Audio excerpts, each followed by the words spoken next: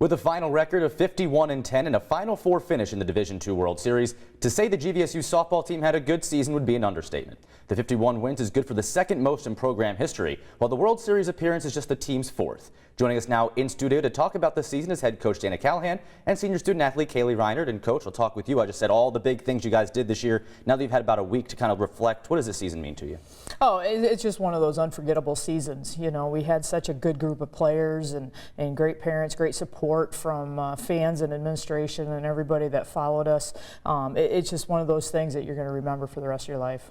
Kaylee, especially the last 2 years, you've really seen this program take off back to that prominence that it's had in its history. What did this season mean to you and their senior class? Just to go out on such a high note was really awesome. The team chemistry was great, really more than we could have asked for. It stunk to see it, you know, not end up how we wanted to, but at the end of the day, one team gets to go out on their own terms, and to make it that far was definitely an accomplishment. Coach, kind of a heartbreaking loss in that opener of the College World Series, but to see your team rebound the way they did and win those next few games, that said a lot about this team and how far they came. Oh, absolutely. They, you know, we've had our backs against the walls several times throughout the seasons with injuries and illnesses and just being down and stuff, and they've always bounced back, and they had their goal in mind, and they went after it. So it's just it shows the character of this team and what kind of culture that we had all year. Now, Kaylee, I know you also ran cross country for a couple of years, and you played two very different positions, going from center field to catcher. Can you kind of take us through what it's like between games? Because I know, especially here, with the catchers calling their own games, you go from kind of that reactionary center field position to now running the show behind the plate. What was that transition like for you between games? I mean, I think I adjusted well. Growing up, I was always a catcher, and calling games was something I really enjoyed. And so that was, you know, the normal for me, but center field was a bit of an adjustment. But after playing there a few years, I loved it, and just, you know, being wherever the team needed me to be. And that was kind of the attitude that every player on our team had. And yeah, I just enjoyed being out there, and yeah. It took a little while in the beginning of the season. I'll ask both of you to kind of reflect on this, to find that groove of the lineup. But it seemed like about midway through the year, all of a sudden, everything was clicking on all cylinders, and this offense really took off. For you to be a part of that, how cool was that offense this year? It was awesome, and the strongest I've ever been a part of. Just 1 through 9, everyone would hit the ball, and you never felt like there was a spot in the lineup like, oh, you know, we're not going to be able to produce, because at any moment anyone was going to be able to step up. So yeah, and it took a little bit of time, but I think that's normal, and especially our goal was to be playing our best at the end of the season. So if it took time to kind of figure that out, we were okay with that as long as we got there.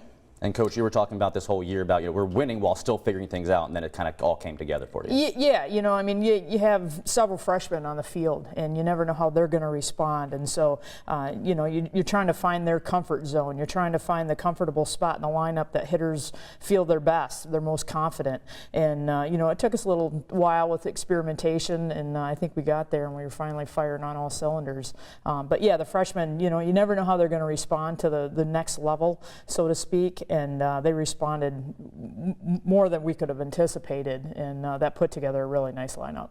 Kelly, there's a lot of freshmen and sophomores in this lineup. For you being one of those seniors to lead this group, how was the interaction between the senior class and some of those younger players coming up?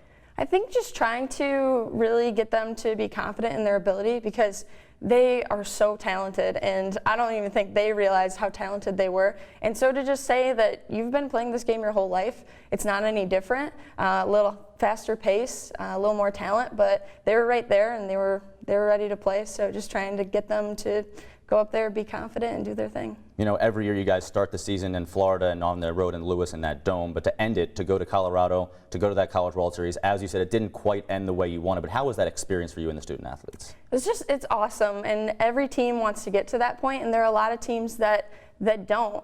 And so for me and the other seniors to get that experience twice, and to go there to compete at such a high level and be right there with those teams, just awesome. The memories, the experience, just more than we could have asked for.